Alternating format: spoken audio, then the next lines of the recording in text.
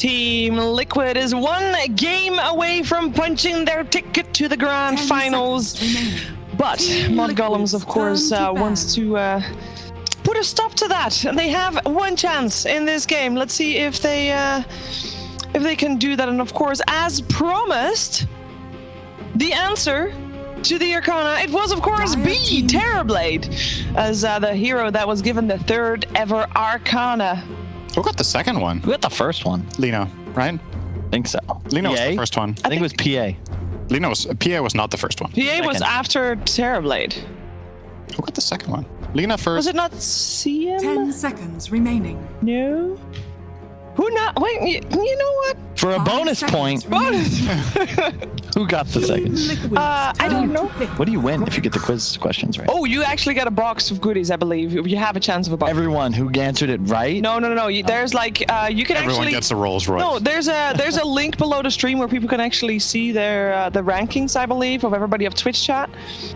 It's really cool. And I believe we're going to show what people are winning at some point, but I don't know for sure when.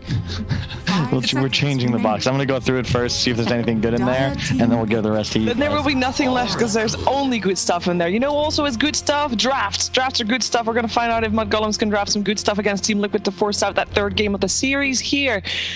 First game did look very Liquid-sided. Even if they didn't play perfectly, they still had an easy time closing that game out, and that is something that we've seen Team Liquid struggle with here and there. I did get a message from Blitz during the break as well. He said Team Liquid has a new strategy. Can't say it word for word what he texted me. He's not really polite, but he's going to focus on thrones. So they're going to focus on killing thrones rather than barracks at this point. That's probably a good decision under the circumstances. Yes. I really think it just, you see that first Roche, mudgolems take it, it just doesn't matter. Like, all Liquid ever need in that situation is one advantage. One lead, one fight, one Aegis, and the game's just over because of the nature. What? Wow, what voice was that? Okay, so basically the last... So the Cinderman. Dr. S. Cinderman. Dr. S.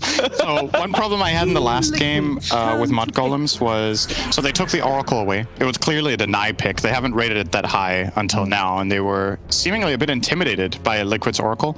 And I just don't think mudgolems drafted a lineup that fits Oracle nearly as well as Liquid does. There was a bit of lack of familiarity. I think that Liquid just has way more experience in building lineups with that. So now they go for their stuff and they give the Oracle away. I'm really surprised that Liquid's once again getting second pick. I feel like that's such a huge benefit to them in this series.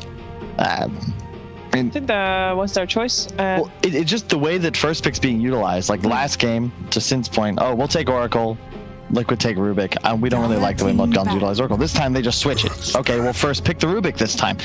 Then you give Liquid Oracle. Where's the benefit to first pick if this is how you're going to go about your open? I'm not completely sure what the idea is. If they're worried that they're not going to get the Rubik, if they don't have first pick, that Liquid would just take it over them. They can also play it on Taiga, but I don't really think so. Is Rubik really that powerful? I mean, definitely very good, but I would say Liquid has the better of the trades here, though. Yeah. Well, maybe you're concerned, actually, to be honest, if you're mudgolems, maybe you're worried that you give first pick to Liquid, they take the Rubik, and you really don't feel like taking the Oracle. So then, like, if you rate that trade-off in phase number one is very important. This way you make sure you get the one that you're good with. Yep. I will say I love Spectre against the support duo because they're both susceptible to the high reach of the Spectre. You want to play the outskirts of the fight as Oracle ES. You don't want to get just immediately jumped on and popped. And Skeeter's Spectre has really impressed me thus far in the event. But this is Liquid. They've got 3 cores remaining. I'm sure they're not going to pick stuff that's useless against the hero. Lifestealer is still in the pool, always a possibility. I think Ember Spirit as well is excellent. We've seen it do quite well against the Spectre throughout this tournament, notably yesterday with Navi also against the mudgolem Spectre.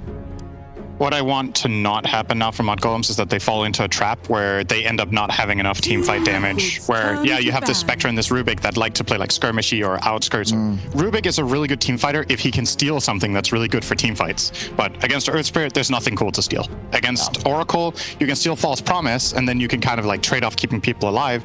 My concern is you have this Spectre that's kind of slow and only plays these haunt fights. What are you going to do if Liquid rucks up to your towers with a DP again? Or Timber? Or, you know, the Jugger strat? I think you ban and Timber now, to be honest. I'm really happy to see them start utilizing these sorts of lineups because to me, Liquid always did best with like heel tank. You know, they're strong, they got good team fight, and they can just push down the throat. To Will's point, you know, kill the throne. And in that game, as long as you have a hero or two dead, like there's no stopping you. You're all going to be full health, and you've got so much push power. And it just also goes to show just of all players in Dota, if there was a most improved player of the last like 4 or 5 years, I think I'd give that title to Koifa, just because he went from somebody I saw as just a AFK farmer that would either be relevant with 0 deaths or die a couple times and lose his team the game. Whereas now I feel like he's mastered the initiators. He's playing a lot of these storms, these DKs. He can play all the micro heroes. He can play the cheese heroes. He's become a complete package. And I just think, especially when you consider his 2 cores, Boxy and Mickey, are super greedy and kind of wild. The fact that he can always be this solid core for them is quite nice. He has diversified a lot. I remember back when I played with him, I think it kind of became a team meme, and we were joking about it a little bit, that he was just farming too much. Yes. Like he saw creeps. And a little bit of it is also, you know, it's a symptom of the patch and how the game is played at the time. Right now, Dota is way more active than it was back then, but even for those standards, he was super farming. He literally toggled. We would pick Alchemist, and he would just be like, Koifa, you're in the jungle 20 minutes. We'll try to stay alive. And then and he'll join the fight and try to win the game. So absolutely, he's very diversified. There's the Timber ban. I'm happy to see it just because Liquid just feels so comfortable. And it's such an easy lane matchup against Spectre. Spectre does nothing to you. So now Boxy needs to go in a different direction. No Slaughter, no Timber. What are we thinking? I'm thinking Death Prophet. Yeah, I wouldn't mind it. Wait, you're cheating. Or had you seen it already? It was already on the screen for you as well. Come on, keep up. It's super good against the Spectre. You want to have some sort of self-sustain, and it's my favorite hero to combo with an Oracle, because you keep him alive. As long as the drains go off during the duration of the False Promise, DP will live. Yeah. And it's also, this was my favorite combination to use back in Limp Z-Freak days, because you kill mid. It's so easy to kill mid with these 2 heroes, and there's just a ton of natural synergy. So how do you deal with it? Like, what's the answer for mudgolems going to be? Now, this was what I was saying. I'm concerned that they don't solve this, and now it is coming. So now you need to have something to do. So you either need to have a way of fighting into these heroes, or you need to have insane wave clear. Like, you need to kill creeps so fast that DP, in order to deal tower damage, has to expose herself to getting jumped. Repositioning heroes are cool. Like, in theory, Venge is really good against DP. I just don't think it's going to happen this game. No. And maybe you need a mid hero that's not susceptible to being killed by Earth Spirit DP. I don't think this is the one. It's definitely very gankable. There's a chance still that Lina is it could be a support, but it could. Borania does like it. This is just this total comfort zone for Liquid, and I also feel like they have a bit of a tactical edge right now. Lina, in theory, is okay against PA, but the trouble is once you have the couple of damage items plus a BKB, you just die. You just jump on top of the Lina, and the trouble is if you want to build for survivability, you're not going to be able to deal any damage. You won't have the mobility. You won't be able to stay on map. So there's really no. The only way a core Lina, it turns the core Lina, much like we discussed in the Storm yesterday, I think also picked up by Mudgolems, it turns the hero into a quap puck in terms of win condition. You can't die more than twice. You need to take over the game, take over the map, be an item ahead, and always be offensive. The moment the BKB PA jumps you, doesn't matter how far ahead you are, you get slapped. Yeah, Lina likes this matchup for 20 minutes, and then she hates it for the rest of the game, basically. Like, when PA has Deso BKB, it's just, there isn't that much you can do. You can try to go a Shiva's route to stay alive. Maybe you have, like, Yule Shivas or whatever. Some Linas will go that, but it doesn't really feel great. It's kind of a necessity rather than a desire to pick it in the game. Love this pick, though. I think it's some of the direction that I would like to see from Mudgolems. It gives them that team fight with the Tide. It's a good lane matchup into PA, and it's somebody that can try to defend their towers, right? It's somebody who can stand there so that the creep wave dies, and then DP has to think twice. This line just reminds me of Zhao 8, ROTK Dota, back when they were actually playing in captains of their lineups. The Spectre Tide is just a staple of Chinese Dota throughout most of the last decade. However, against the speed of Liquid's playstyle, I am a little concerned. Consider that if either one of these cores have their ult on cooldown, you're not really looking to take fights, and you've just increased the benefit of buying BKB on all of Liquid's cores, which they already were going to do. Now you just wait for this timing before you really start to take any 5-on-5s. 5 seconds. Yeah, let's see if Mudgolems is going to remove the Magnus again from the pool. We are most likely looking for a boxy hero on the side of Team Liquid. You could play side lane DP. It's could. it's good this game. It's good against both Spectre and Tide, so you can go to either side lane and have a great time. Team Yeah. Liquid's turn to ban. I love when my side lane hero in the draft doesn't care about his matchup. It gives you so much freedom. If you're playing, like, let's say you pick a Bat Rider, and both the enemy offlane and safe lane are bad against you, you feel like a god in the game. Like, it doesn't matter where you It's also really good here because we saw it yesterday in the previous game. Like, what would a Rubik Spectre lane do against a DP? It's also the ideal hero to put in the off lane with somebody like an Earth Spirit because you can be there, secure the couple of levels, and then go. go away. Exactly. And DP is going to be just fine 1-on-2. You want to bring a third hero down? Sure, you can kill me, but that's not really high EV for the side of Mudgolems. So already I think Liquid have a really nice edge in the draft right now because they still have that flex pick. Again, they have overall last pick for the second game in a row, and I think they're in a perfect setup to really utilize that to give them the laning that they need to take another big mid-game advantage. Oh, it's a bristleback coming out from Mudgolems here as their last. Don't you pick. just Viper? Is Viper in the pool? Viper is Oh in my the pool. god, you can break every core. It's too much value. that's actually it's so value. Nether Toxin is really good this game. 10 The seconds question is remaining. if it's too much of the same, like having Viper, DP, and Oracle together like that. seconds If you're a little bit too much in that direction, 5 passives. but yeah, Every hero can be broken. it is really good. Like, Nether Toxin is absolutely great. Usually when you pick Viper, you want something that keeps them in the Nether Toxin. You don't have many stuns. You have the Earth Spirit only to kind of stun one guy. Something I could see from Liquid being more interesting here is if they want to pick Boxy, another hero. We're speculating DP could be offlane, but there's still the possibility that it's not. Something like Sand King could be a possibility. It's a way of getting into fights. You set up the DP as well as the PA for success. He can buy the tank items the team needs. He has good side lane matchups. Spectre and Tide are great, both great for Sand King. I think when you see the Bristle, now that it could be Tide support, I guess. But with Bristle offlane, I think it's a possibility at the very least because the Lina could just be mid. But otherwise, it's Lina Rubik supports Bristleback mid, and DP is very strong in that matchup. It's Invoker as the last pick coming out for Right. Team Liquid. They're very mono dependent on Mudgolems. Quaswex Yeah. is definitely potent here. Yep. They needed control. It solidifies their team fight skirmisher, and I think that's the sort of pace you want to play with. You don't want to take massive engagements. You want a hero that can counter initiate, bait the Ravage, bait the Haunt, then turn things around, and also be able to split push, play the map, get for pickoffs, not big 5-on-5s. Question: Really good. Yes. Is Boxy Invoker? Is he? What? Yeah, it is a Boxy Invoker. It's a Quake for Death Prophet. Is he going to go on the offlane with that, or will they switch around? I think he's going mid with the Invoker. I think And Boxy's then- just going to play Invoker mid. I don't think so. I think it's offline. This is...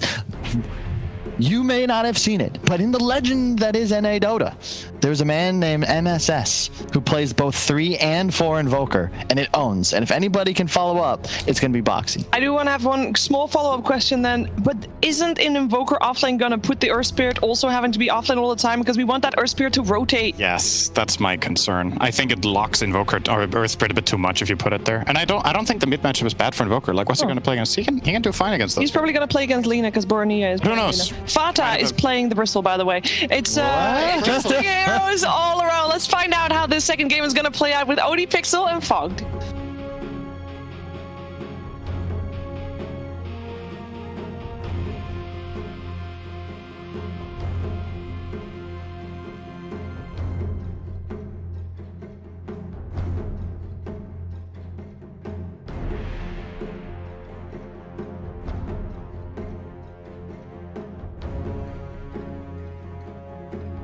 Yes, indeed. A Fada Bristle is going to be what Mudgolems run here, which I only imagine, Fog, this is happening because they just don't want to play a core Bristle into a Quaswex Invoker. That's what I'm thinking as well. I don't really see another reason why they would have switched that up, but I think it's also that they're I think it's also just that they didn't really want to have their 2 supports be these super squishies is the other thing too. I think if they did have the Lina and the Rubik as the 2 supports, this PA can just jump from target to target and kill them. Lina being a core, sure, you're still the squishy core, but the way that we've seen Boranya is itemize, he always builds just like bots into this very tanky first item so he can play around a little bit better. I think that's the other reason. But yeah, the Quaswex, 100% agree with you. A lot of heroes that just get owned by the EMP this game.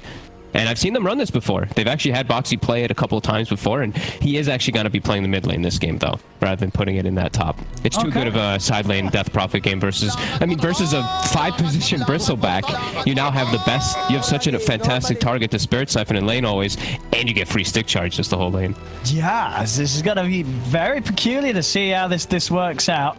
And if it does for Mudgolems, I mean, no doubt about it, Mudgolems drafts...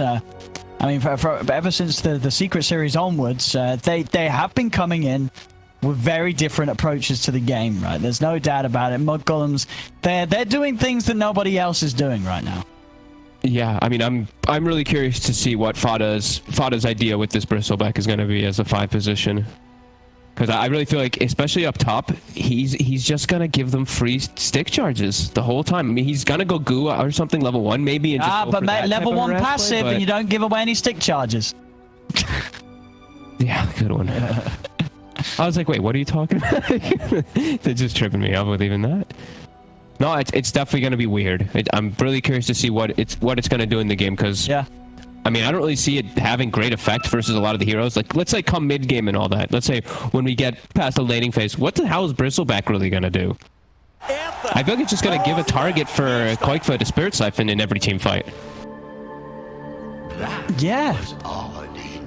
I'm trying to think of what other things he's going to be able to do for it. I mean, he's going to be able to provide some minus armor and stuff, and on top of it, I'm just really not sure what it's going to do. I mean, that really is. And we'll see. We'll find out. He's going to have a bit of slow and minus armor. He's going to be able to slow and reduce armor of people.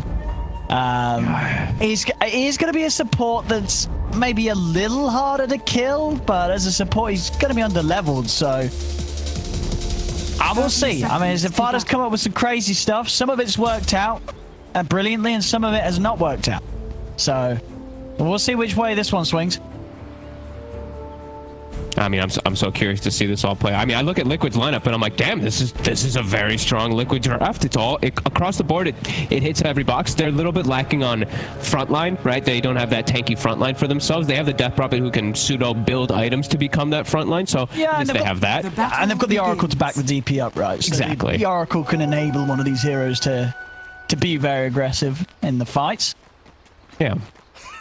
They have the good silence coming in between this top lane too to deal with the Tidehunter. So instead of poking damage on him, you just silence him and you don't ever hit him afterwards. Kraken Shell's not gonna be able to dispel the silence if you don't hit him. It's always useful. But I'm eyes on Fada. I'm really just so Tiger and Tiger and Koikfa have both got the sticks, of course. Of course. What's he gonna do? I don't know. We'll see. Yeah. Mid lane, we'll see how Boxy's able to do versus Boranya in this matchup. Can be a pretty tough lane for the Invoker. You start to obviously always catch back up, but just getting those last hits can just be a problem versus Lina. Oh, here we go. Let's see what the Goo. There it is. Versus the TP. All right. It's pretty good. Goo is pretty broken, as we say. Goo is one of the most OP level 1 abilities in the game, if you can get kills out of it. Yes. Otherwise, as you say, you're just going to be given stick charges. Yep.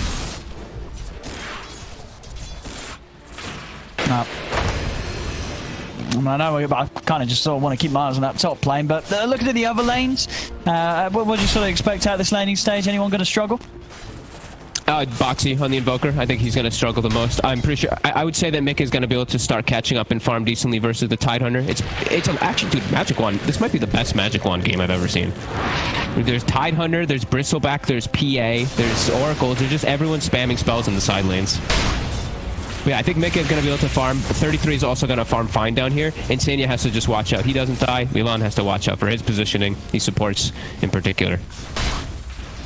I mean, I'm just this top lane is just constantly seeing heroes with 10 stick charges every minute or every second. Bottom's the same. Yeah. It's just it's the stick war. It really is the stick war of this game. As Boxy.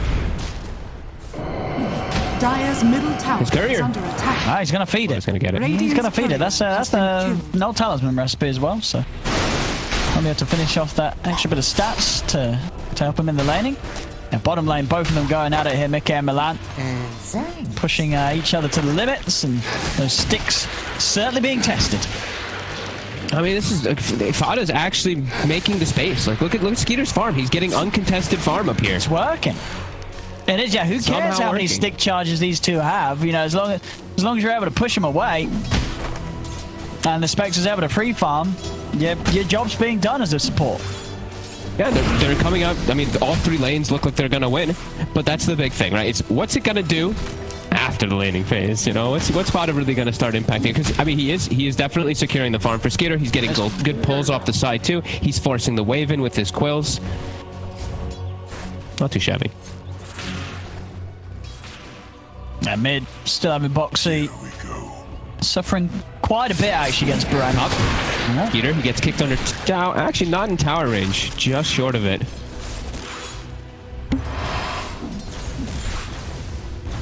Salve's out. I just heard a double salve. I did too. I definitely heard a double salve. Who salved? Was it one of mudgolems as well? I think Fada might have salved. Maybe it got counted. Skitter, they're going for him again. The kickback. They've got the siphon. They've got a second siphon if they want to use it too. They're gonna use it. They should have this with the crit swarm. They do. Liquid getting first blood on Skitter, despite Skitter getting all that far. Liquid still very much having the tools to kill this Spectre. And even though Fada, he may be able to spam them with quills and give some space, he can't stop them from getting aggressive, as again, now they're looking for Fada. Dead as well there, by the looks of it. Yeah, he certainly is. This level 2 Bristol can't do much other than run around. He'll make him work for it though, and the dagger's gonna come in. This is gonna be another kill for this top lane. 2 kills for Quakefer early on in this lane. This is the weirdest lane I've ever seen, but I love it. Seeing Insania getting quite a lot of pulls off down bottom, so experience. They are leading in experience a little bit on the side of Liquid down bottom because of all these pulls, but because it's a Rubik and a Tidehunter, they're able to always take those and get their spam off too. 33. Look at the item he's queuing up this game. We've seen this a few times, I feel like, from some of these players. Just they lack some tower push with their lineup. Yeah, just buy a Meteor Hammer. Okay. Yeah. I mean, it wasn't on a tide, was it? There was some of a... I believe, was it Boxy actually when he was playing? Someone playing Mars, right? Someone played Mars and they rushed Meteor Hammer. Was that 33 or was it someone else? Was it Saberlight? I can't remember, but I remember. No, I think it was Toby on Viking, wasn't it? Oh, yep, I think you're right. Yeah, mid lane Boranya. They've got the combo. Tiger comes in with the rotation. TP's coming in to try and bat Boranya up, but he's got the ball charges. He's going to be able to live. And they might actually be able to turn here. Nice track actually off the mark, though. Boxing with a nice little sidestep. Will dodge the stun, and they won't be able to turn and kill it. A little bit of miscoordination there coming in between mudgolems. Fada bringing it to Taiga. Taiga will roll away. He'll be fine. Still leading in all these 3 lanes, even despite all those kills happening.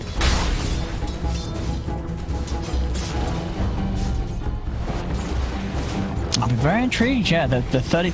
The one thing that I am a little worried about, though, about the Meteor Hammer, if I'm honest with you, is the fact that you are doing it against a Quasworks Invoker, right? And already your mana pool's not great, and it costs 125 mana to use the Meteor Hammer, so... You're already working with very minimal mana, and you're sort of adding something else in the mix to try and utilize it. It could get a little bit tricky for 33 against EMPs. It's good. It is good stats, though. It does give you good stats and mana regen and stuff like that. That's why people do like it so much. Skitter, again, Fada, he moves away from the lane for a moment. They're going to use multiple siphon charges to try to go for this kill. Quakefa actually committing the 3rd one. What a mango. And so he's got that extra bit of burst. As they roll in, Crypt Swarm out. They'll do the job. Skitter's down. Tao's coming in onto Tiger. He'll fall it. And already with the TP out, Quakefa's able to get back to base, reset. I mean, they're doing a good job of killing the Spectre early on. 2 times now they've been able to push him out of that lane. Yeah, getting Quakefa very, very nicely enabled, almost up to level 6 on this death prophet. The Spectre's farm is still pretty decent. He's only slightly slowed down behind the PA because of those deaths. But yeah, Quakefa getting levels, getting farm.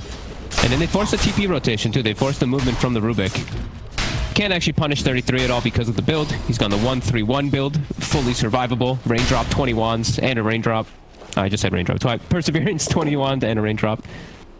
Yeah, he's as you say, basically unkillable down here, unless they get some big rotation from Boxy at Quakefa. Not meant to be. I mean, Meteor Hammer timing is going to be really strong with his first few Ravages as well. Like, just Ravage into Meteor Hammer, it will connect pretty decently too. Yeah, he's got it done already, so. All right, yeah, we'll see if we can set something up with that, as you say. Mid lane. MP down, they low on the mana, but the stick charges are there. Is it enough to burn him? It's not. There's Insane in with the save, pops that Fate's Edict, protecting Tiger from the Dragon Slave. And Tiger's able to get away from the three of them coming in. Another messed up combo coming out from Mudgolems, though. The lift into stun off the mark for a second time. Milan and Bora just not having the same coordination as usual. And let's see if they do look to make a play down bottom with this Ravage and with this Meteor Hammer. They could look to punish Mikke if Boranya has mana, if he's able to find this bottom rune, and he does, he gets a regen, he might be able to set up down here with this Meteor Hammer Ravage combo.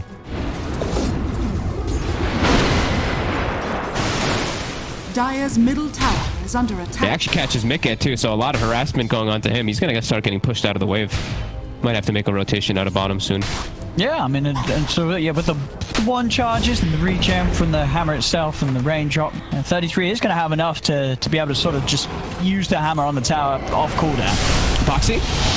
Got the catch here onto Boranya. Anyone else coming over? He's able to sidestep the light strike array. Boranya's got the movement speed ahead up to the high ground. Up behind the tower, Koikfa's in, but the Ravage is out. Meteor Hammer's going to come crashing down as well. On top of the telekinesis is there. It's working. Meteor Hammer Tide coming in big as 33 stops Koikfa from getting aggressive with the Exorcism. First Ravage usage to defend the tower too, and to match that Exorcism. And protect very Skeeter. much worth. Yeah. Slowing down what Koikfa's able to enforce in terms of pressure across the map. That was a choice that 33 makes. The 33 had two options there too. He could have continued to pressure bottom, but it was a call from his team to make the move to protect. And look at this, folks. You won't believe it, but look at the team that's got the sacks right now. Radiant structures. Oh my lord, you're right.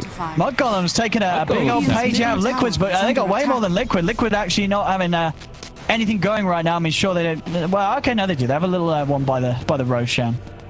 But yeah, a lot of creeps prepared there for Skeeter. That's what Fada's been doing as the Bristle. That's one thing you can't always do with the Quills. Get those multiple stacks.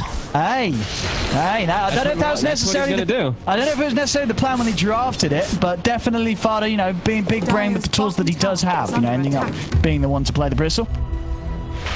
Yeah, pretty nice. And Liquid, they can't actually look to invade because of that usage of the Ravage. Liquid, a little bit more of a farming style this game. They have to, when they have this PA, when they have this hero, they just have to play a little bit slower pace, go for this Battle Fury build. Look at the dust on Boxy. Into the combo. He's able to turn, get a cold snap off with the Laguna's down. A nice tornado. Catches the two of them. He's going to have his invoke back up as well. He's already used the Ghost Walk though, of course. Now he's going to use the Horn coming in onto him, making sure that Boxy cannot escape. A Skeeter gets involved in a bit of action. I like that they're liberal on their ults early game here. Just pop it whenever they can get any type of solo kill. They don't have to deal with any type of big 5-man death ball or anything so much this game. So yeah, just Ravage for one kill, Haunt for one kill. And 33, yeah, he's just walking to these towers and meteor hammering them, and it's absolutely working. Yeah, this is. He's able to do so much more than if he went for something any other than the though, because he's setting up with the meteor hammer. Though. He's very tanky, but he is way too. Yeah, he can just walk away. And yeah, this tier 1 mid is pretty much gone. In fact, yeah, it does go down. The secret finishes off. They're able to roll in and take out Milan in return.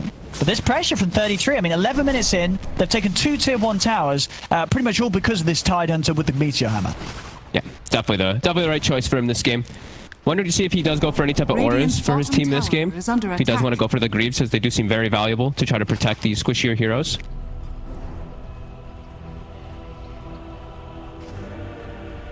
And he just needs more mana pool, really, as we said. You know, they're playing into the Quaswex Invoker, so any arcane boots, they're never a bad purchase this game. Mid Fada. He will go down. Dire's middle tower. So they're gonna have a couple of arcanes online. Milan's nearly got his.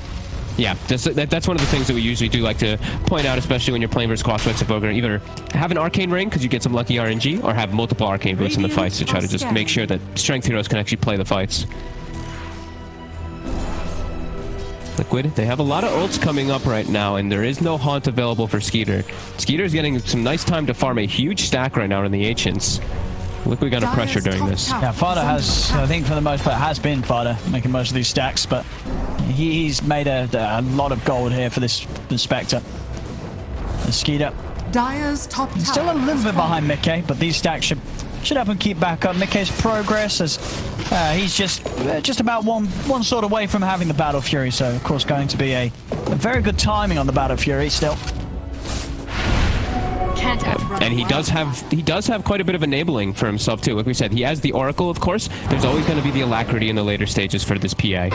Spectre, he will probably get some itemization from his teammates to buff too. I'm going to turn with the combo on him. The false promise will come out and will immediately nullify the damage done from that Laguna. That's how we're seeing from Baranya's farm. Yeah, he's going for, as I said, I think we've seen this from him before, the bots into Bloodstone. Radiant's bottom tower is under attack. He really likes Bloodstone as an item on these int cores. And he makes it work, though. That's the crucial thing. The other time we did see him play Lina with the bots, he did go for Lincolns, but he was versus, like, Bat Rider and all these just single-target initiations onto him. Yeah. He always just wants survivability in the fights, rather than just some explosive, like, Yules and just your combos there. He always likes having just this increased potential inside of the fights to be able to constantly keep going. Yeah, no, that just the plus 425 health makes all the difference, and a little bit of magic resist it. It does mean that even if it gets jumped, he's going to have the HP to probably survive any sort of initial burst at this early stage and be able to drop a stun down and be able to run away. It really does give you so many different elements. Like it gives you your spell amp, your magic resist, your health. It gives you everything pretty much that you do want as this Lina. It used to be a build, of course, on the Lina for a long time, just the Bloodstone Rush, but now it's starting to get popularized again. Now they're looking to invade. Ults are back up. Haunt is ready.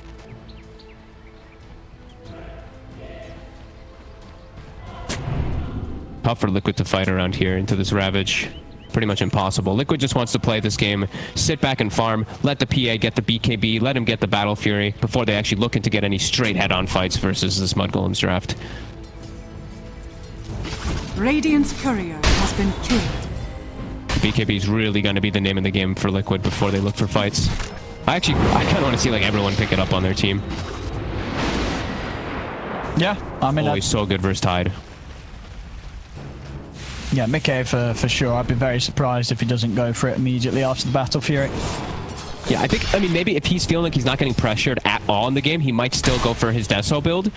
Okay. But it's really going to be about the timing with their two cores of the BKBs, the Death Prophet as well as the Phantom Assassin. That's when they're really going to look to start fighting on Liquid.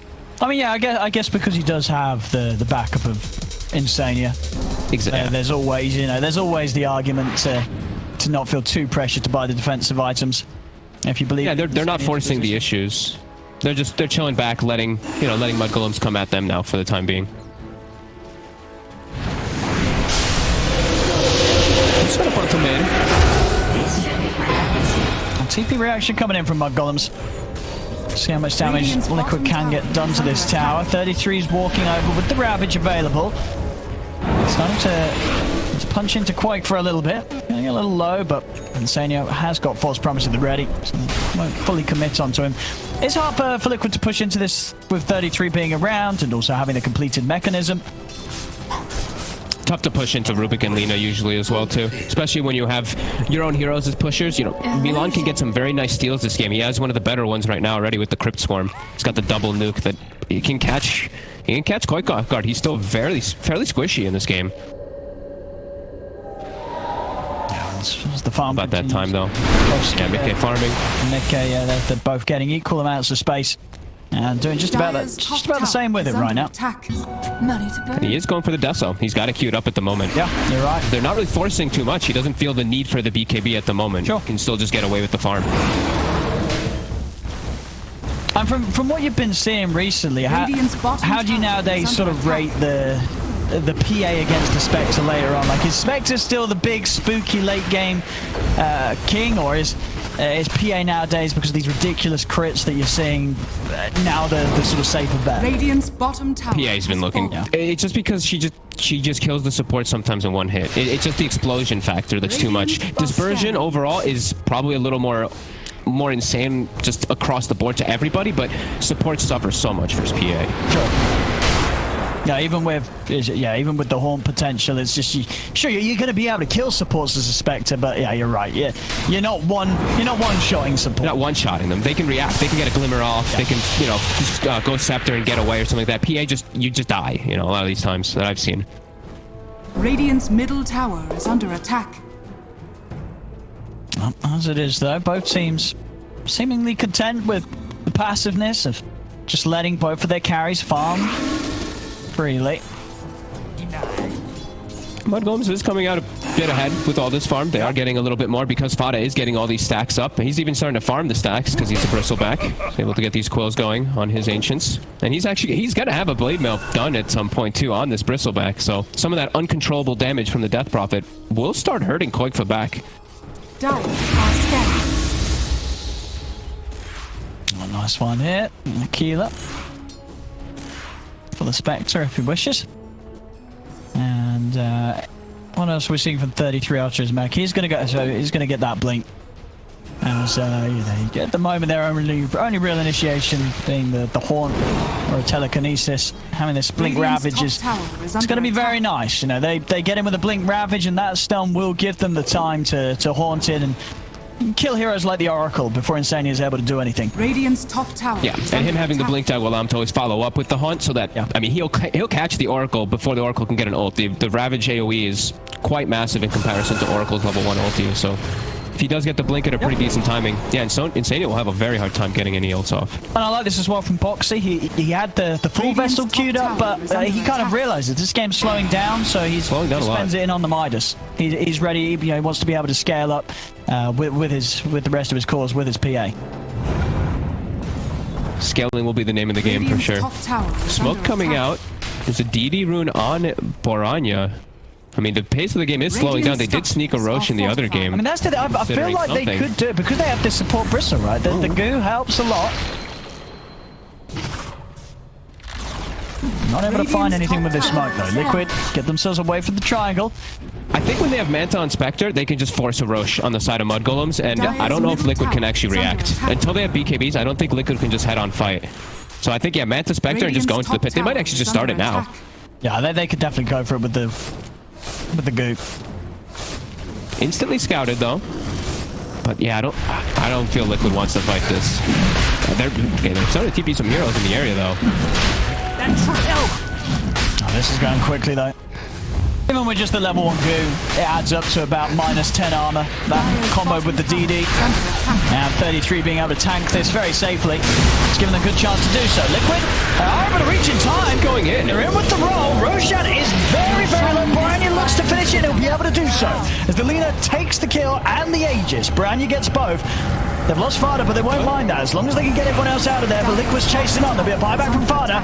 Force out with the Deafening Blast on Boranya. They'll turn, burst onto the Rubik. Milan, he'll go down. The Ravage is there, though. It's caught Koikfa. Meteor Hammer comes crashing down as well, but he's able to dodge both the Hammer and this Light Strike away with his own Yules. It doesn't matter, though. As soon as he comes back down, Mudgolems have the damage to take Koikfa out. As Mudgolems make the call, they commit for the pit. Liquid able to get there in time, but Baranya, he seals the deal. Gets the kill, and he's able to get that Aegis. Doesn't even lose it in that attempt of a fight from Liquid. He's able to come out with it intact. I'm surprised they actually went to try to fight when they're versus the Ravage. It feels very hard without BKB. Mickey, he couldn't contribute at all. It was literally just Koikfa and Taiga just running in and starting that fight. They almost killed Skeeter. It actually almost was worth it for Liquid. If they got the Spectre, it might have been pretty close for them.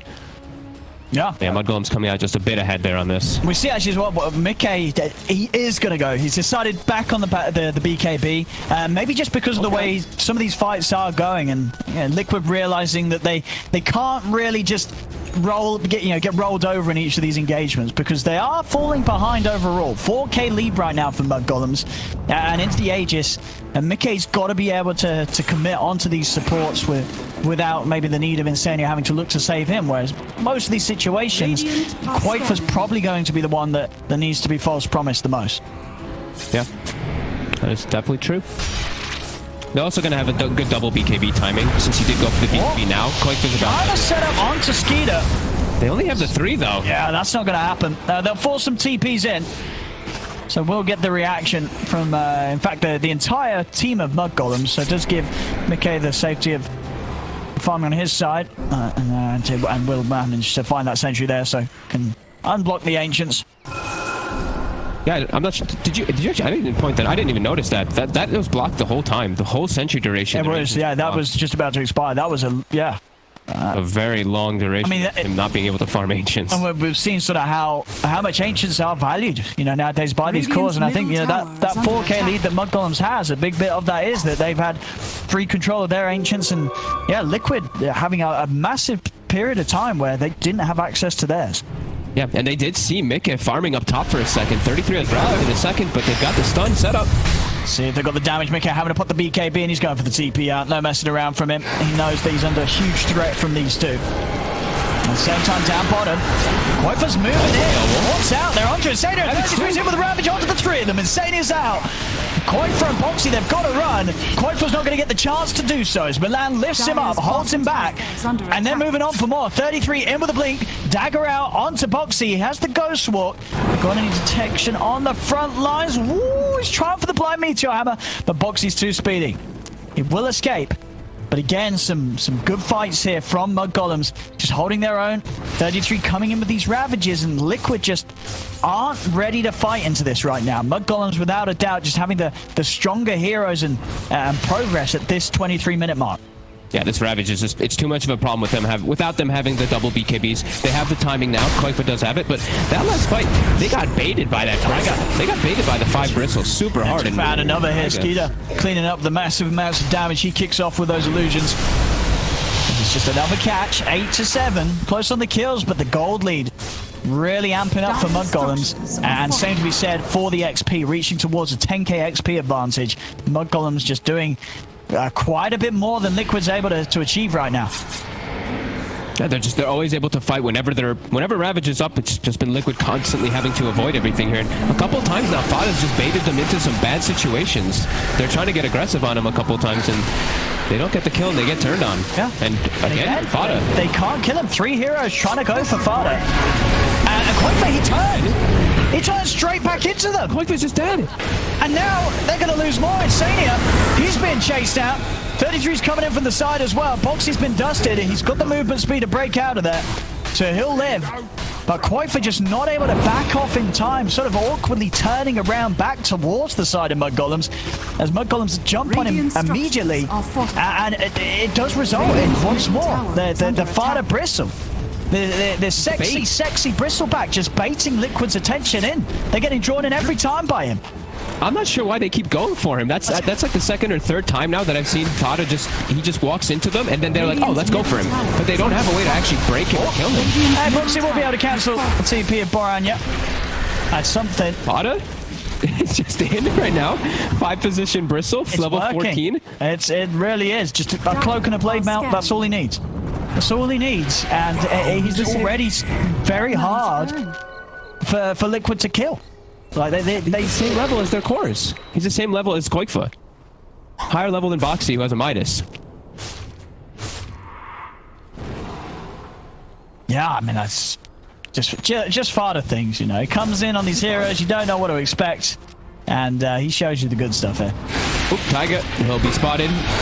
Milan and Fada, they have the bots coming in as well. Oh, some bull-on-bull action here. They roll on towards each other, and they found Tiger.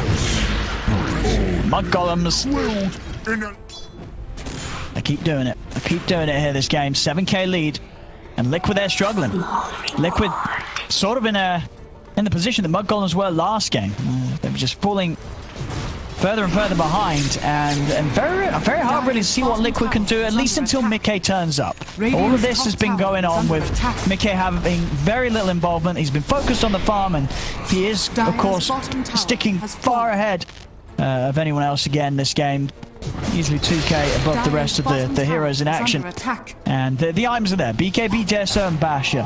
So even though Mudgolems do have this 8k lead, still yet to see Liquid fight with their carry. Is under attack. Yeah, and he is in his levels. He's about at level 20, so he's still the highest level in the game by a decent margin. So he's doing a good job. His other cores though are starting to fall pretty far behind, and when you're playing versus Spectre, it is a bit scary when your cores start to get this far behind, because their game just gets that much harder. Is under attack. And Koifa, just a few mistakes as this Death Prophet now have really costed him. He's fairly fragile now versus the front line. And yeah, Insania just has such a hard time in this game being able to be in the right position to get these saves. Just versus 33, versus this Blink level 3 Ravage now too. It's gonna catch him. It's gonna hit him in the backlines.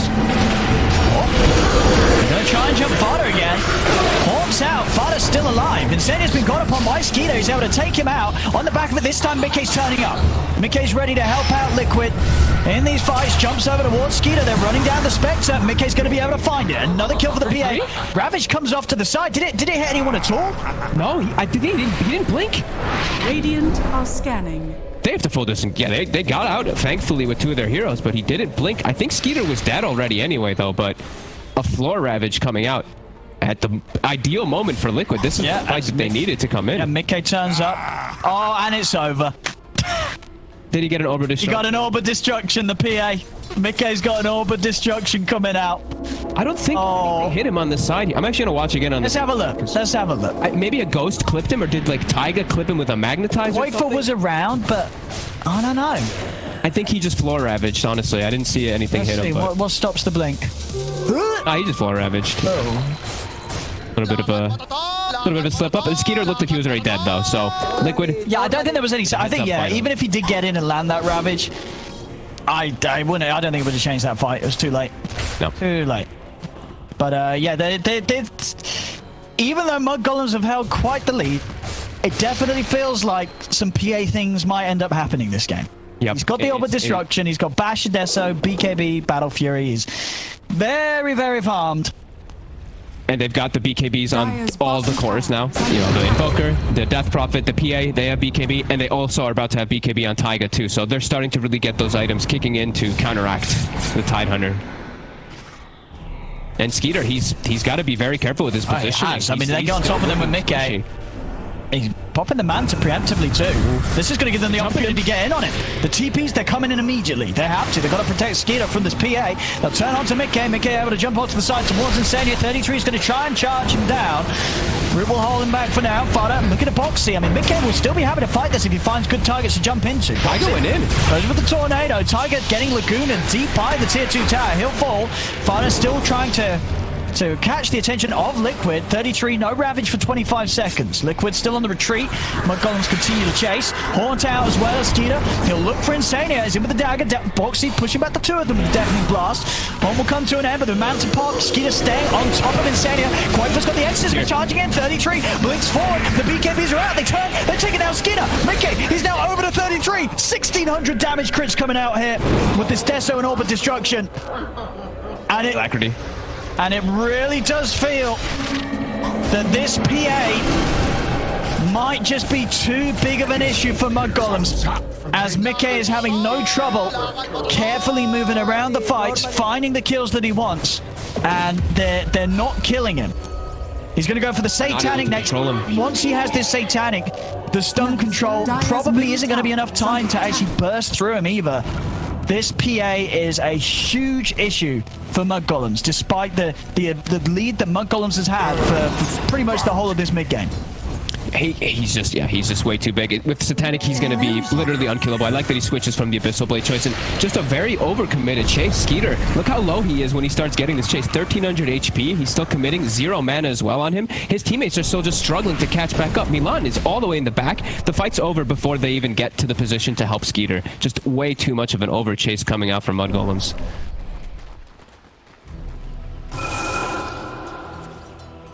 And yeah, Mickey, you know, like we said a lot of times for Liquid, they do sometimes just put the eggs in the basket of Mickey. He's delivering again here. He is. Koikfoot too. He's definitely had really good rotations and good recovery coming in with his exorcisms, as he has struggled a little bit in this game.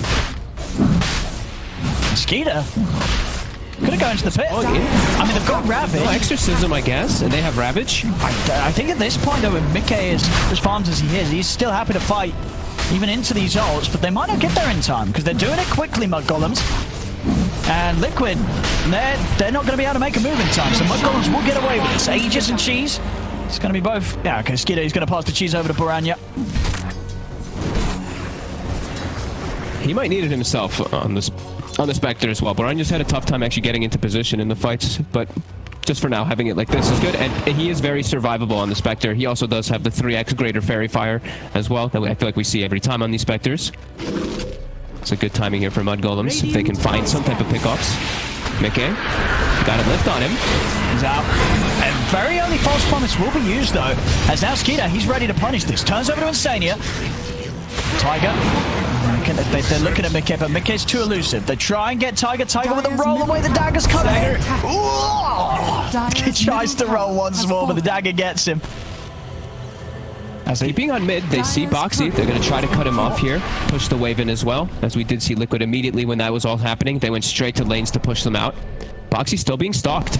Milan TPing on the outpost. Back for him.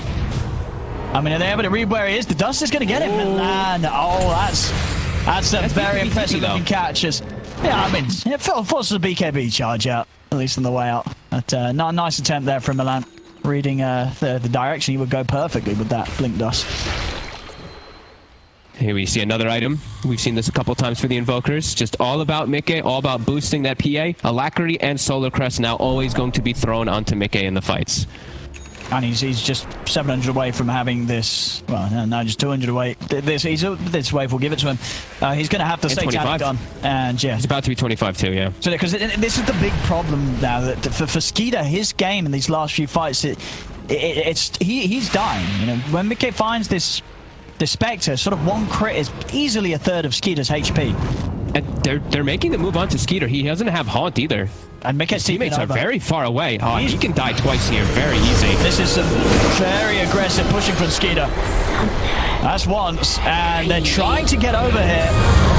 So they're able to do so in time. But he's dead. He is dead. And now the rest of mudgolems, they've not got much options other than trying to run. As we're seeing, he was so far from his team. I guess as you say, just overestimating how long he could live and what he could do with that Aegis. But that's the Aegis wasted. And down upon him, Liquid, they're not done. They know the mudgolems came down here to try and help him. Ooh, Tiger nearly finding Milan. Baranya's still in the area, but that's huge. He's just so far away from his whole team, and there's no outpost or anything for them to TP to. He's just, that's way too aggressive of a positioning for the Spectre. Liquid identify and punish instantly. And now that window where mudgolems had is just, it's completely gone. It really is. DD's in the river too. There's a DD bottom. Oh my god. Of course. And it really is that. It's just that if you look at the sort of the last 10 minutes of this game and how it's been going for Mickey and how it's been going for Skeeter, it's like, when does that ever change now? Mickey's been having such a good time. 5-0-5. They've never been able to kill him. And Skeeter, he has just been dying back to back now as the Spectre. Yeah, well, when is he ever going to get himself into a... they use the Sunstruck vision. Milan has got the first step. Oh my goodness. Oh, he just died. He didn't pop EKB. Oh my goodness. What the hell was that? That was so Liquid. Hey, guys, I'm going to Sunstrike high ground so you can dive for tier 3 for a kill. Great idea, Boxy. Oh, damn it, I'm dead. But it's someone, it's Mickey probably making the call. Yo, all I need is vision. I'm going to one-shot somebody, right? And then they do it, and he doesn't. Oh, no. And he just gets instantly disabled. No hesitation, though, for mudgolems to throw all the spells onto him. I mean, of course not. Okay. He just had a PA jump the high ground incredibly unnecessarily. But sometimes you panic, you know. They could have just blinked away and panicked, but they didn't. And now they can push. That was pretty wild. That was one of the wildest things I've seen Liquid do. Yeah. Damn, mudgolems has got a shot. They're hitting him mid. They're hitting him mid. Oh, guess comes out. You did curse him. You know, you were saying he wasn't having any problems in the game. I did cast his curses at its finest, without a doubt. I mean, a flawless game. And then one of Radiant's the most questionable plays we've seen in a while. Yep. And now Vrax, they are able to hold it though. They're able to push them off, minus the catapult as well. And all right, well, they won't be doing that again. They will not be doing that again. There'll be no more Sunstriking on the high ground to just blindly jump in.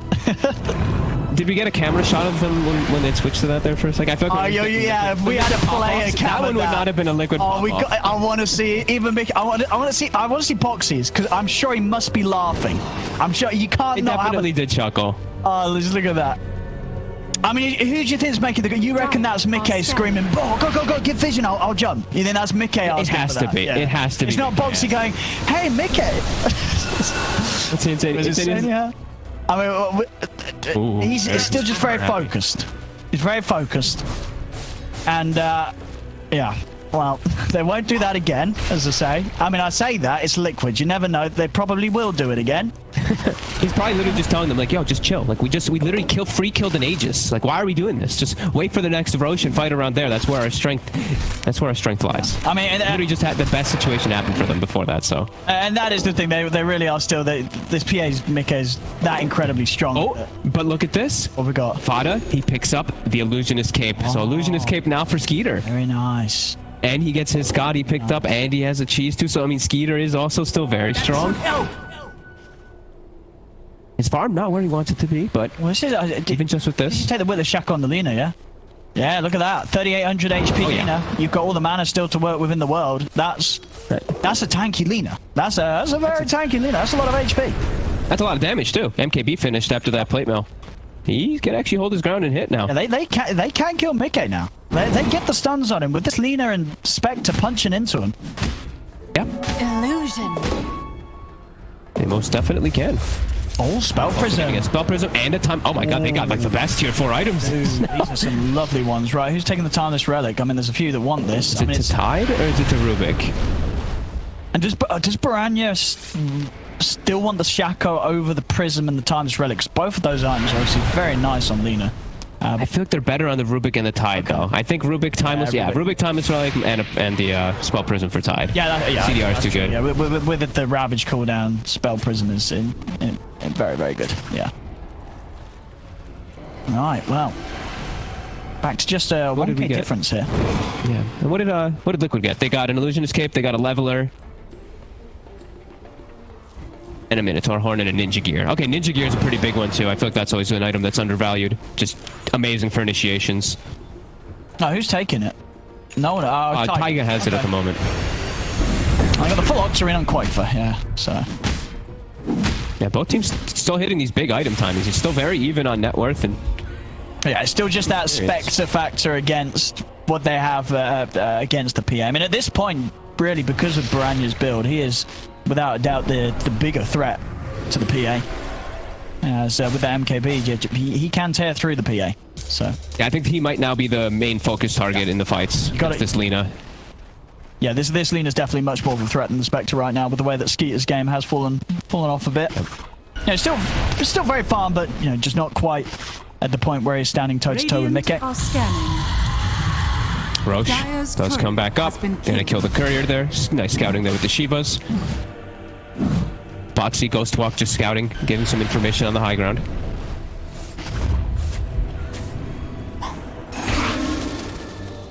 Constant Ninja Gears coming out from Taiga to scout stuff out. Ward on the high ground, so Liquid has better information around here. Radiant's turret has been killed. Boxy just fed his urn. What? Okay. No, I mean, I guess he doesn't want the urn anymore. I mean, he doesn't need it. So he just put it on the courier and sent it in. Okay. They're both just trying to get... both teams are just scouting with couriers like crazy right now around the pit. DD for Skeeter. All right, starting to go for the Roshan. Well, at least having a bit of a poke at it. Both teams with the ultimates. Wrap around. Yeah. They look like mudgolems is going to be the team that goes for the big wraparound. Is Liquid going to be aware of this with their positioning? Oracle, Insania starting to, and also Mickey, he breaks the smoke.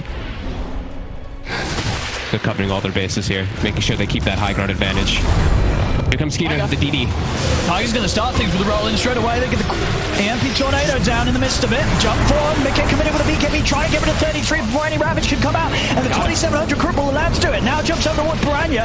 Baranya's got the BKB, but the physical damage is too much. Mickey gets the double. Now over to Skeeter. Skeeter's being focused. Skeeter's pops the cheese. That he's being focused down. He's trying to run. Mickey kind of sticking to the side. He's a little worried at these buybacks that have come out. As Ravage is still available.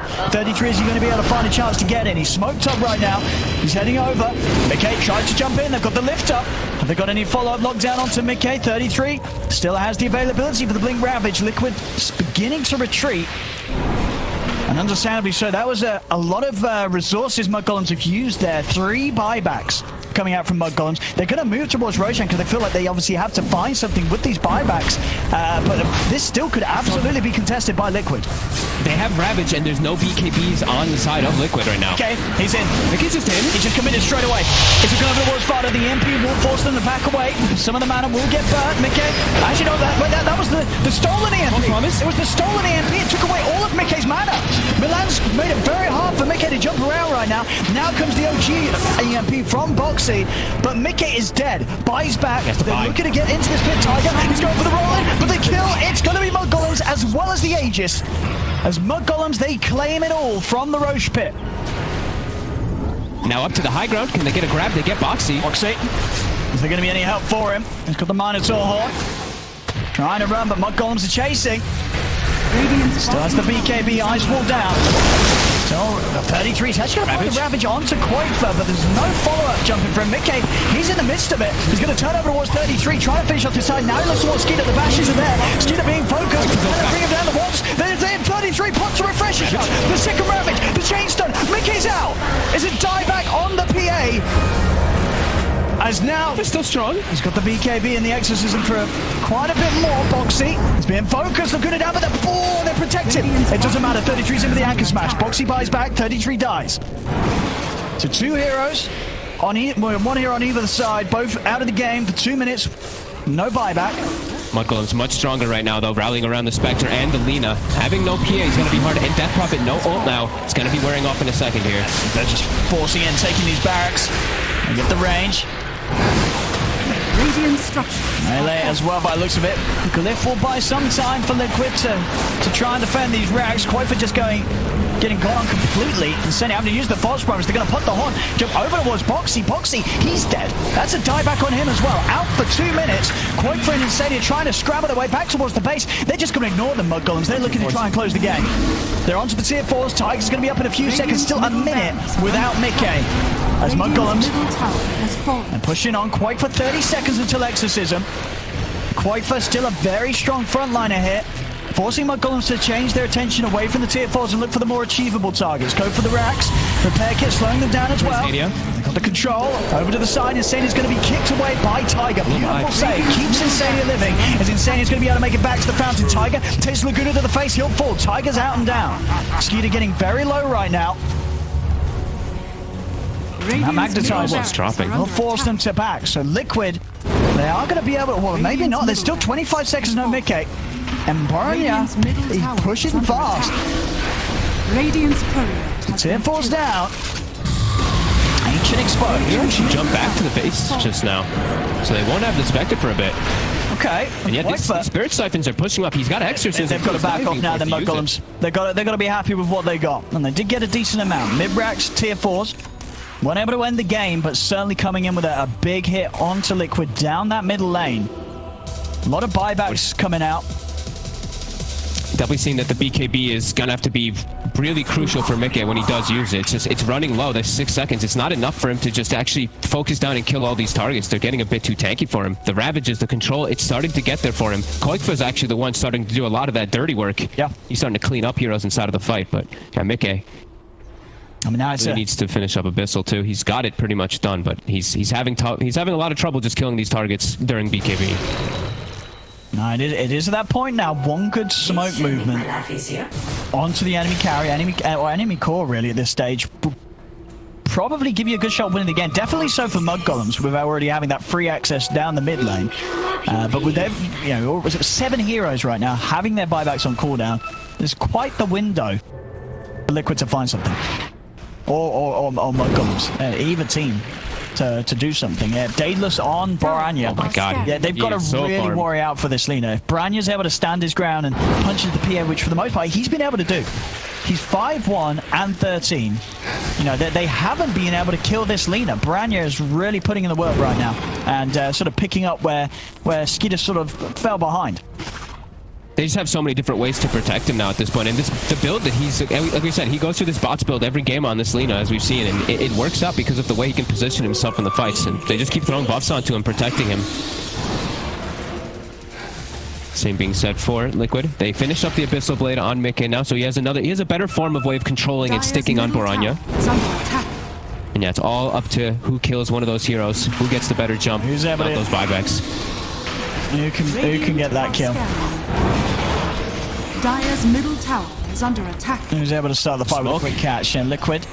Trying to get a wraparound. The dagger does come out though anyway. They do have the obs in the sentry down, so they did see Boxy. Sunstrike to set up some vision. Gonna lift up on quite a about Tiger. it. He's gonna roll in. He's gonna roll in very, very deep, trying to get vision for Mickey to find his target. Mickey has straight over with Branya. The tornado coming out, a bit of an awkward time. At the same time, Mickey tried to commit with the BKB, so that will break up the fight in a way that's kind of forcing Liquid to back off. At least it's during the same time that the haunt happened, because that was a very awkward initiation during the BKB. And now the lift does come out. Gotta be careful of 33 and his Ravages. 33's Ravage will be the setup to get some of these kills. Mickey for a bit of a risky TP out there. Does make it away. So does Insania. Get themselves away from Mudgolems. And Mudgolems are going to try and push it down the mid. No haunt available, but they have this big Ravage. Yeah. Feeling confident, and there's no Death Prophet ult on Koikfa. They're starting to feel that that's that big element that Liquid has been using a lot of times in the fight. 15 seconds on Mikke's BKB too. The Spirit Siphons are also still a big thing that they do have to deal with. It's not just the Exorcism, really. The Spirit Siphons this late game, since it's a percent-based damage, it's really doing the majority. On these tanky front lines, this Bristleback, this Tide, this Spectre.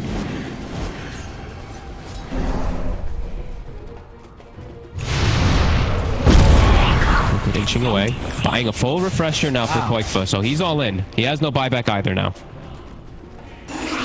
Okay. I mean, yeah, he did have it before. Yeah, his was not one of the ones on cooldown, but... It's such a strong refresher on Death Prophet. It refreshes, you know, Shiva's BKB, gives him all 4 of his Spirit Siphon charges back as well on top of that Exorcism. So it's really that. It's really that it gives all of that in combination.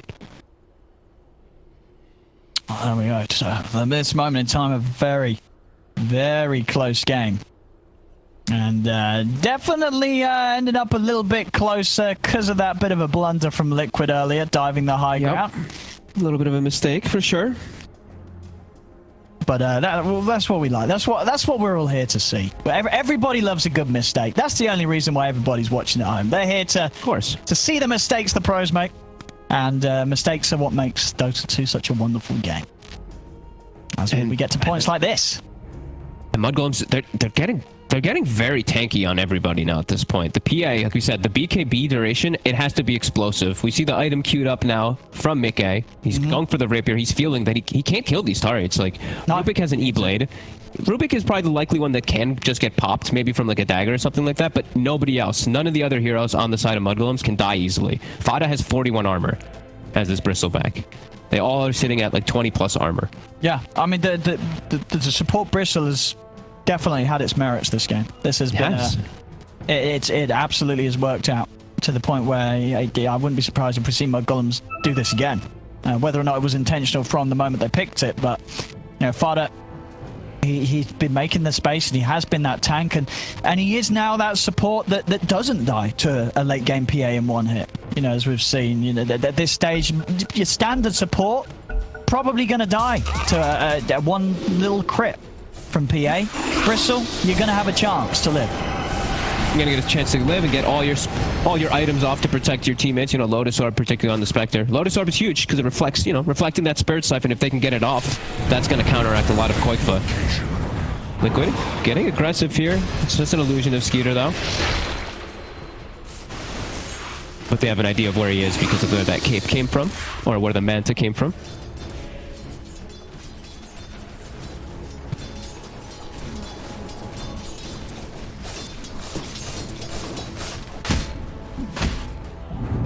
Taiga steps up the lift. They don't want to initiate on this one, though. They want to try to get some more information of where Insania is first.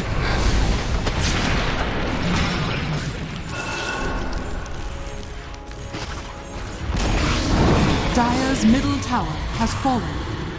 Both teams just very hesitant to make a move. The buybacks all are starting to kick back in. Yeah. 10 seconds for Mickey. Spectre. Skeeter does have his at the ready, so they do have buyback haunts if the fights do Radiant's kick bottom off. tower is under attack.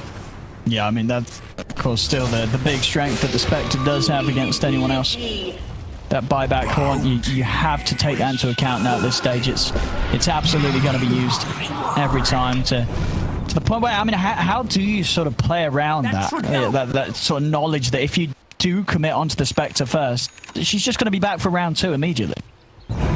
Definitely have to look for the other targets. You have to find this Lina first. That's always going to be the case, I feel, for Liquid, is find Baranya, because he's really starting to be a big problem in those back lines. He hits super hard. Dire are scared. Level 25 now on Rubik, too, so these lifts, they've already been pretty annoying, pretty scary for the side of Liquid. The duration, of course, with that Timeless Relic. Now he's going to have them much more frequently. Every 10 seconds, he has like a 3-4 second lift. And with, you know, when these BKBs really ticking low on the side of Liquid, this any type of extra control that mudgolems does have, it's going to be huge. Oh, dude. You know what's going to be great?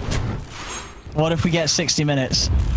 And what if we get the Ballista on Lina? I mean, that would be insane. That would be pretty insane on him, yeah. And that Ballista Lina could happen. Stay tuned, folks. What if Mickey gets an Ex Machina and then all of his items are refreshed every time when he wants to go in? You know, BKB, That's pretty good on it. Everything. There's a lot of really big game-changing items that could come out in the next... if we hit that 60-minute mark. But Rapier's online. Liquid doesn't want it to get to that mark. Where we go. Mickey. He's got the Ninja Gear too. You get that leveler in. That's quite fat. He's gonna start scouting things out. They want to see the Lina. Mickey. He's gonna wait for positioning. Well, there's the Lina showing. Mickey. Is he able to get the jump in? He's gonna go in Baranya. He's not able with the Abyssal Baranya. He's down. Mickey finds the target thanks to Boxy setting up with the vision from his Sunstrike. 33 also falling as the Rapier comes in big. Buyback's coming out from the two of them straight away. As Roshan is up, and mudgolems, they're going to want to try and fight Liquid around this, but we're seeing that the power of this Rapier picked up absolutely necessary with the game as it is right now, and allows them to do just that. Get on Lina and get Baranya out of action. Without doing this, they lose every fight. In love with the Ninja Gear too, so he can't always find the positioning. Skeeter is committing it. Down the side, Tiger's out. 4,500 damage! What the? 4,500 damage, boys and girls! Alacrity, Solar Crest, everything. Holy moly, he has buyback and haunt. He's gonna wait for the opportunity. My God, he just disappeared. That's a big crit. That's a big juicy crit right there. Fada. I mean, he's stepping in. Haunt's gonna come out. They're trying to get into the pit. Roshan's down, and Mickey, he's been able to pick up the Aegis. Aegis on the PA. She's refresher shot. Axe on the floor. Mickey jumps over 133. He's able to get the Ravage up, but he's gonna go down. Mickey, better slowed by the E-Blade, but the false promise from his safe display keeps him alive. He's able to turn, get some lifesteal off as he takes out Baranya. 2 cores down now without buyback. Mickey over to Skeeter. Skeeter, he fought back for this. He's almost certainly gonna go down too. He's trying to trick his way up. Pops the refresher to jump out with the horn. He's jumping around. He's trying to get away, and it's going to work. Skeeter, no, it's not. Your Scepter's out. They found him. Quanfa's got the control. Pops the Manta. Skeeter still on the run, trying to escape. But a dagger comes flying in from Mickey. There's 4 dead on mudgolems, 3 of them without buyback. They did it. I think they've done it here, Liquid. Let's see what Fada's going to do. Fada going to try to hit the... Fada is going to go try to hit the base right now. Go, Fada. Wait, what? The only option he has. Fada with the base race. They can't do anything else. Let's go, base. He's going to try. He's like, bring it on, Taiga. He's going to drop some items, too. He knows that this game's over. Here we go. He's going for the base race. Some fun. Going for the base. Come on. Sell all your items. Buy Deso Necrobook. Let's go. He's gonna. Let's go. Let's go. Deso. There it is. There it is. Fada's doing it. He lines Bob back. Fada is trying. Oh no, he got kicked in the fountain. Oh, no. Here we go. Deso. He's trying. Fada's dead. Oh, but Fada's dead. The tier 4's fallen. Liquid. They'll close this one up. Celebratory false promise from Ike. As Liquid have done it here, they'll be moving on to the grand finals as they take down mudgolems 2-0. And again, another bit of progress for them has been made in this tournament in the most Liquid of fashions. Yeah, definitely. I mean, this game was this game was really well played. This whole series was really well played and just really disciplined from Liquid, except for that one moment, of course, with the Sunstrike play. But across the board, the way that Liquid is playing is just, it's super disciplined. They're just playing very patiently, letting themselves know that Mick has got a good chance in this game. Even though they were, what, 7,000, 8,000 gold behind at some point in this game, they kept their cool. They knew their timings. Damn, some good stuff from Liquid. I mean, yeah, overall, an incredibly fun series. And I think, you know, even though they don't make it through any further, mudgolems, I think, you know, Fado having a bit of fun at the end there, trying for his own little base race. And I think, you know, mudgolems should be very happy for how far they did get here. And they've definitely shown that this squad